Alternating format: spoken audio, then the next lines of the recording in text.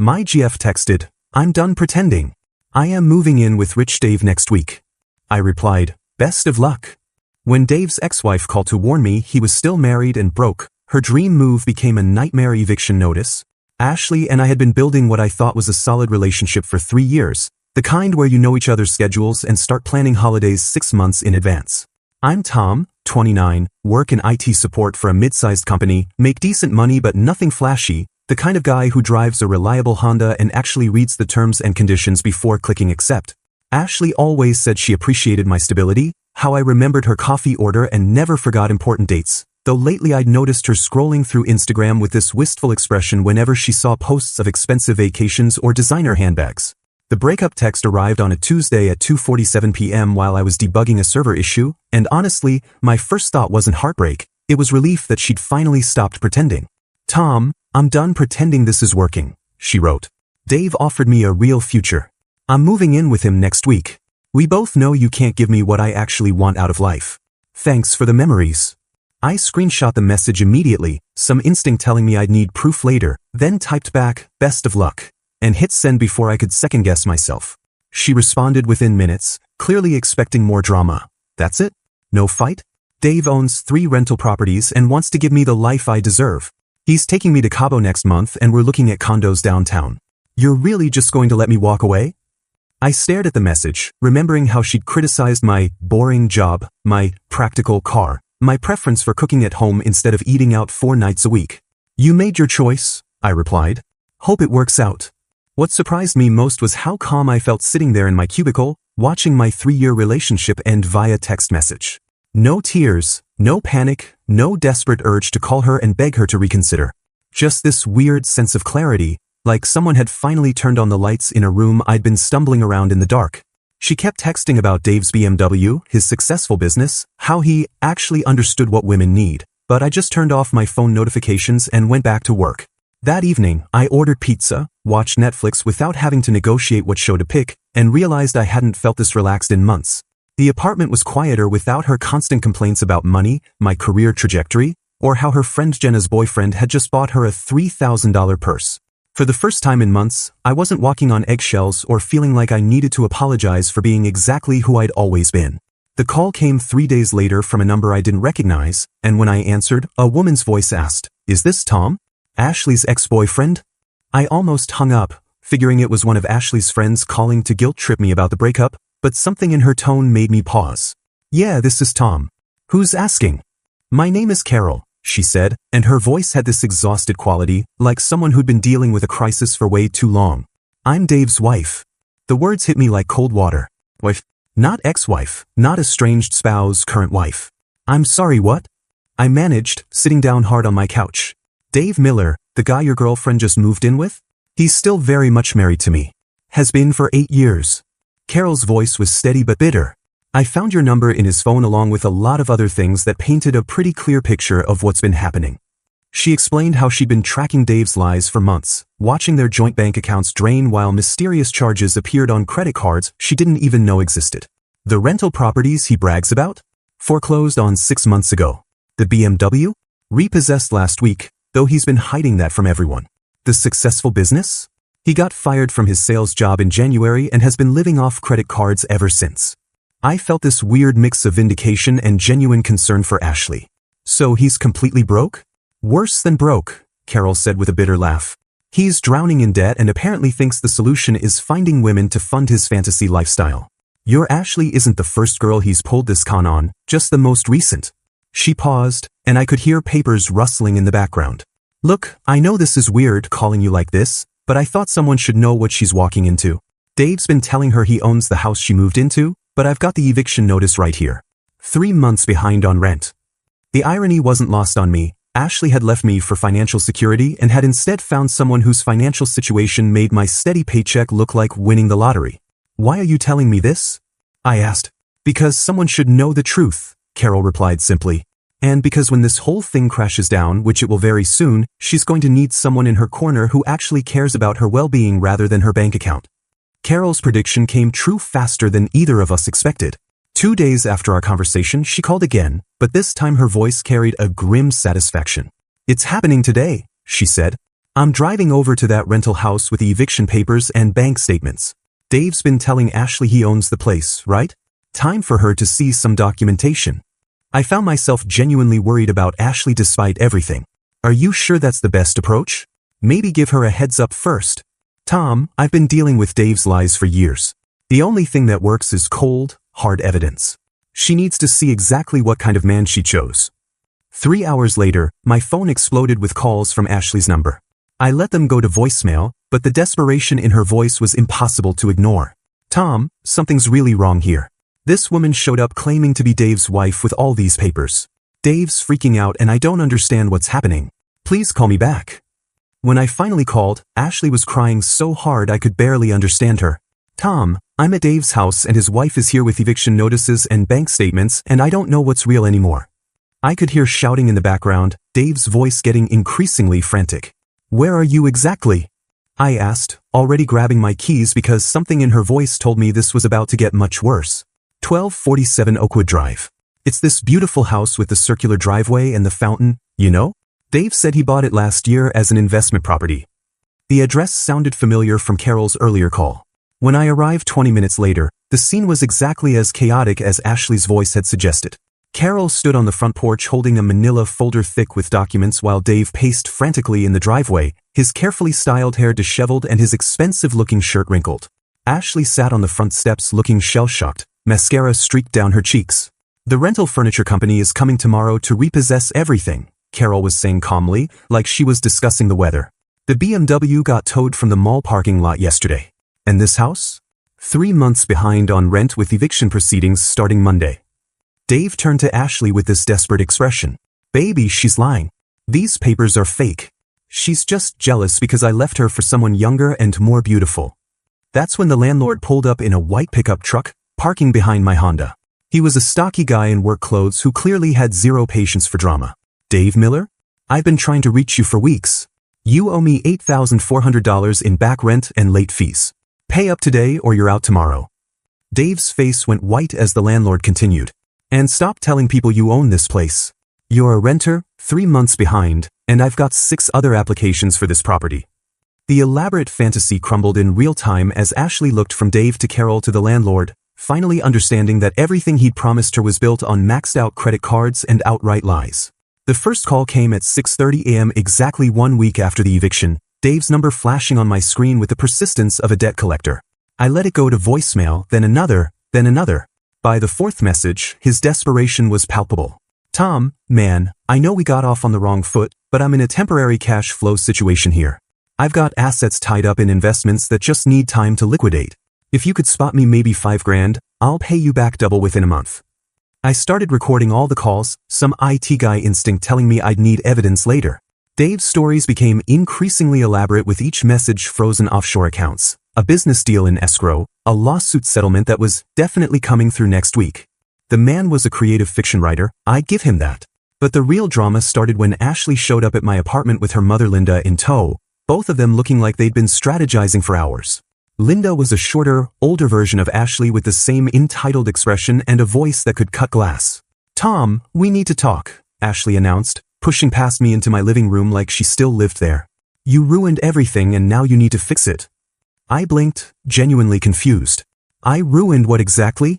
You knew Dave was married and you didn't warn me, Linda interjected, pointing one perfectly manicured finger at me. You let my daughter walk into that disaster when you could have prevented it. That makes you partially responsible for her emotional damages. The logic was so twisted I almost laughed. I found out Dave was married 3 days after you moved in with him. From his wife, who I'd never met before. You should have called immediately, Ashley snapped. Instead you let me make a fool of myself. Do you know how humiliating this has been? Living with a broke loser while thinking he was successful. You mean like dating me? I asked. Except I was never broke, never lied about my income, and never had a secret wife. Linda stepped forward like a prosecutor making her closing argument. Ashley needs money for a new apartment deposit, moving expenses, and therapy to deal with the trauma you helped cause. We calculated $3,200 should cover her immediate needs. I stared at them both, wondering if they could hear themselves. You want me to pay Ashley for leaving me for another man who turned out to be a fraud? It's called taking responsibility, Linda said firmly. She wouldn't have been in this position if you'd been a better communicator. Ashley nodded vigorously. Plus, you know I don't have savings.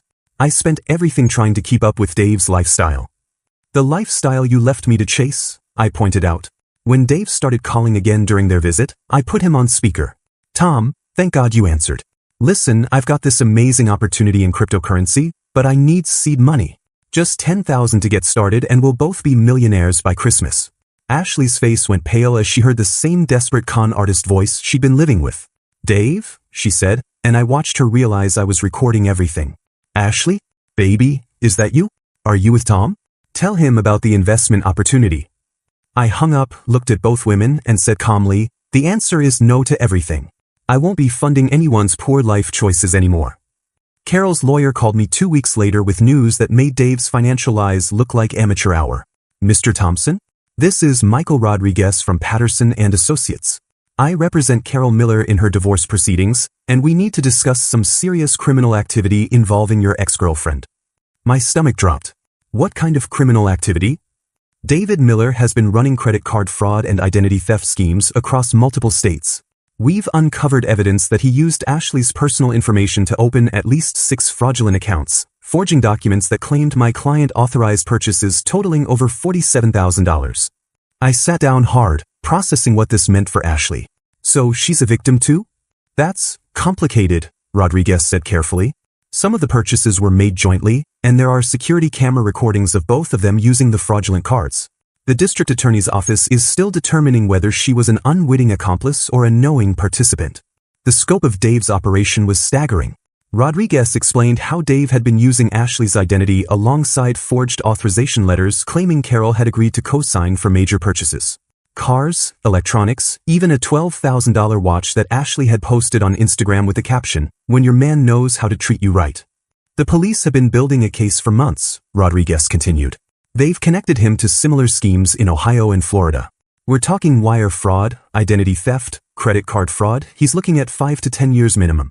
What hit me hardest was learning how methodical Dave's manipulation had been. He specifically targeted women with good credit scores and steady employment histories. Ashley's clean financial record made her perfect for his schemes. The lawyer paused. He also had detailed information about your income and banking habits. Apparently he'd been planning to target you next if the relationship with Ashley had continued. That night, Ashley called crying hysterically. Tom, the FBI showed up at my work today. They're saying I might be charged with conspiracy to commit fraud. I didn't know anything about those credit cards. Dave told me his aunt co-signed for everything. I believed her. Ashley was selfish and materialistic, but she wasn't a criminal mastermind. Have you talked to a lawyer? I can't afford a lawyer. My mom's freaking out, saying this could ruin my entire future. The agents showed me purchase records with my signature, but I swear I never signed anything like that. Ashley, you need legal representation immediately. This isn't something you can handle alone. Will you help me find someone? Please? I know I treated you terribly, but you're the only person I know who understands complicated paperwork and financial stuff. The irony was brutal. She'd left me for someone who seemed more financially sophisticated, only to discover he was using that sophistication to commit federal crimes, potentially dragging her down with him. Things escalated quickly after the FBI visit became public knowledge. Within days, Dave and Ashley launched a GoFundMe campaign titled, "Help Young Love Survive Vindictive Ex-Wife's Lies," complete with a sob story about how Carol was weaponizing the legal system to destroy their happiness out of pure jealousy. The campaign description painted Dave as a successful entrepreneur being falsely accused by a bitter ex-wife who couldn't handle his success with a younger woman. They were asking for $25,000 to fight these baseless charges and start fresh. I screenshot the entire campaign before reporting it to the platform for fraud, watching their donation total hover at a pathetic $340 from people who clearly didn't know the real story. The harassment started small, anonymous emails calling me a jealous loser who couldn't handle Ashley upgrading to a real man. Then I walked out to my truck one morning to find the windshield smashed and, snitch, keyed into the driver's side door. The repair estimate was $2,800, which I dutifully documented for the police report along with everything else. Dave's workplace confrontation was the moment I realized he'd completely lost touch with reality. I was leaving my office building when he appeared from behind a parked car, looking like he hadn't slept in days. His expensive clothes were wrinkled, his hair greasy, and his eyes had this manic quality that made me immediately look around for security cameras. "This is all your fault," he hissed, stepping too close into my personal space. Ashley and I were happy until you started poisoning people against me. Now the FBI is harassing us because of your lies. I stayed calm, keeping my voice level. Dave, I never contacted the FBI. Your own crimes brought this attention. Crimes? He laughed bitterly. I was building something beautiful with Ashley. A real partnership. Then you had to stick your nose in where it doesn't belong. By telling her you were married? That was just basic honesty. You destroyed our future because you couldn't handle that she chose someone better than you, he said, his voice rising. Now you're going to fix this. You're going to call the FBI and tell them you made everything up. I pulled out my phone and started recording. I'm not going to do anything except ask you to leave me alone. That's when Dave made the mistake of grabbing my arm. You'll do what I tell you, or things are going to get much worse for you. 2 security guards emerged from the building right then, and Dave fled to his rental car, but not before shouting, "This isn't over." Meanwhile, Ashley's calls continued their predictable pattern, desperate pleas for help alternating with furious blame sessions. If you just minded your own business, none of this would be happening, she sobbed during one late-night call. Dave says the charges will get dropped if people stop cooperating with the investigation. But the most satisfying development was watching Dave's other victims emerge from the shadows, each with remarkably similar stories of financial manipulation and identity theft, turning his isolated con game into a federal case with multiple witnesses. The arrest happened on a Wednesday morning while I was reviewing quarterly reports, and Carol called me within an hour with barely contained satisfaction in her voice. They got him, she said simply. FBI agents arrested Dave at his gym. Apparently he thought working out would help him maintain his image even while dodging federal charges. The charges were extensive: wire fraud, identity theft, credit card fraud, and conspiracy across 3 states, with prosecutors seeking 5 to 10 years in federal prison. They found evidence connecting him to at least 12 other victims, Carol continued. Women in Ohio, Florida, and Michigan who all fell for the same wealthy businessman routine. The domino effect was swift and merciless. Ashley moved back in with her parents within a week, and according to mutual friends, she was working retail at the mall for minimum wage while facing civil lawsuits from Dave's other victims seeking restitution. Her Instagram went from luxury lifestyle posts to radio silence, then eventually bitter quotes about fake people and learning who your real friends are. Linda stopped calling to demand money once she realized her daughter was facing potential bankruptcy from the civil suits.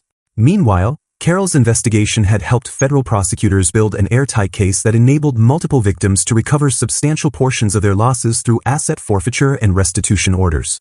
I'm starting a support group, Carol told me during one of our occasional check-in calls. Turns out there are a lot of women who've been through similar financial manipulation, and talking about it helps everyone heal faster. She paused. You should be proud of yourself, Tom. A lot of men would have tried to rescue Ashley or gotten pulled into Dave's drama. You kept your boundaries and let the truth speak for itself. 6 months later, I got promoted to senior systems analyst with a 15% raise and started dating Rebecca, a project manager from the marketing department who actually communicated like a functional adult. When she suggested we split dinner costs on our 3rd date, I almost laughed with relief. Is that weird? She asked, misreading my expression. Most guys seem to expect to pay for everything. It's perfect, I told her honestly. I dated someone who thought my wallet was community property. It's refreshing to be with someone who understands partnership. Rebecca laughed. Oh, one of those. Yeah, I dated a guy who borrowed money for emergencies that always coincided with new video game releases. Some people think relationships are just another income stream. The last I heard about Ashley, she was still living with her parents and had started dating a guy who worked at the same retail store, someone closer to her actual league now that reality had permanently adjusted her expectations. Dave was serving his sentence at a federal facility in Ohio, and the support group Carol started had grown to over 30 members. As for me, I was finally with someone who valued honesty, communication, and actual partnership over financial transactions disguised as romance, and life had never felt more genuinely secure.